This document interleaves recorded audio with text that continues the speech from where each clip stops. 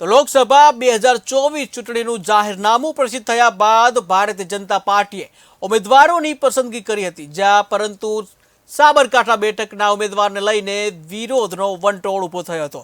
હજુ પણ વિરોધ શમવાનું નામ નથી લેતો.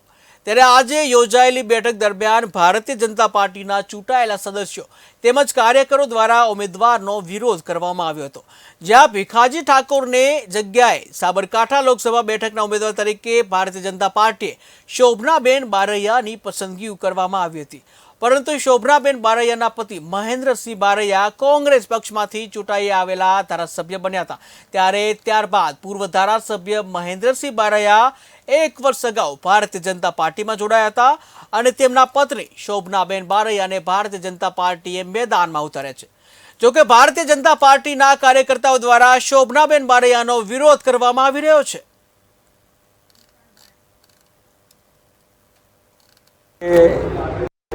હિંમતનગર ખાતે ઘર ઘર સંપર્ક અભિયાન અંતર્ગત પ્રદેશની સૂચના અનુસાર એક બેઠક હતી.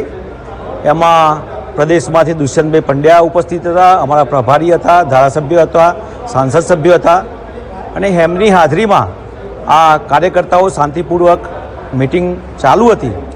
એમાં 12થી મોટી સંખ્યામાં કાર્યકર્તાઓ આવી ગયા અને બૂમાબૂમ કરવા માંડ્યા.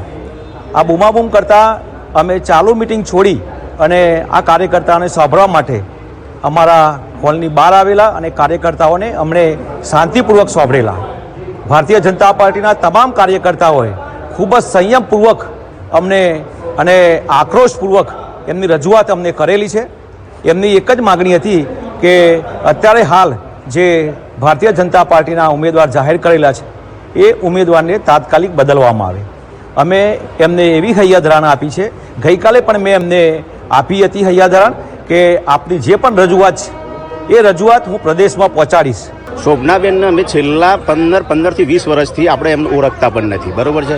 બીજા નંબરનું કે શોભનાબેન જે છે એમને જાતે કોઈ દિવસ ભાજપમાં મતદાન કર્યું જ નથી. શોભનાબેન આજે નાનામાં નાના સભ્ય પણ નથી, કોઈ પણ જાતના એ પંચાયતથી મળીને કોઈ જગ્યાએ સભ્ય નથી, બરાબર છે. એટલે આપણે તો વસ્તુ એક જ છે, આપણો વિરોધ છે શોભનાબેનનો ફૂલ.